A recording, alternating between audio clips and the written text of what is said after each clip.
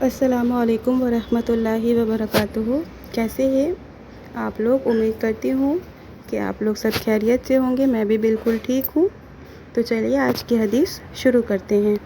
حضرت جابر بن سمرہ رضی اللہ عنہ روایت بیان کرتے ہیں کہ نبی کریم صلی اللہ علیہ وسلم کے پاس ایک آدمی کا جنازہ لایا گیا جس نے اپنے آپ کو برچھی سے قتل کر ڈالا تھا، تو آپ نے خود اس کی نماز جنازہ نہیں پڑھی۔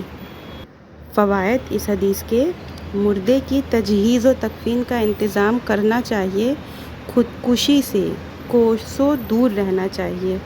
خودکشی کرنے والے کی نماز جنازہ خود نبی کریم صلی اللہ علیہ وسلم نے نہیں پڑھائی۔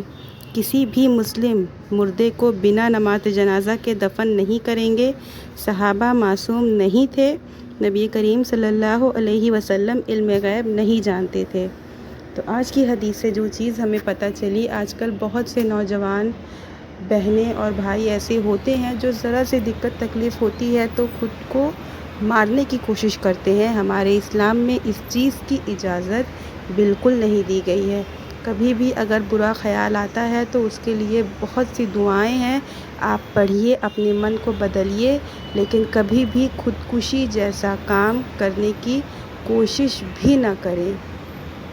جو بھی بھائی بہن میری اس حدیث کو سن رہے ہیں ان سے گزارش ہے کہ خودکشی جیسی چیزوں سے ہمیشہ دور رہیں۔ آج کل نیوز وغیرہ میں بہت سے معاملات ایسے آتے ہیں کہ فلانے نے خودکشی کر لی، وجہ معمولی سی وجہ رہتی ہے، دنیا کی پریشانی۔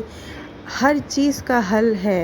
اگر کسی کا برا دن آتا ہے تو اچھا دن بھی آتا ہے، تو اس وجہ سے پریشان ہو کر یا کسی بھی وجہ سے خودکشی کبھی بھی کرنے کی کوشش نہ کریں۔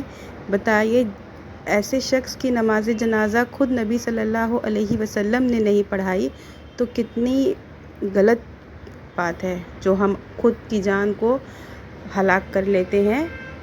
ایسی چیزوں سے بالکل دور رہیے، اور ایسی ہی حدیثوں کو سننے کے لیے please do like, share and subscribe my channel. اگر آپ فیس بک پر ہیں تو please follow my page. Thanks for watching. Don't forget to subscribe. وعلیکم السلام ورحمۃ اللہ وبرکاتہ۔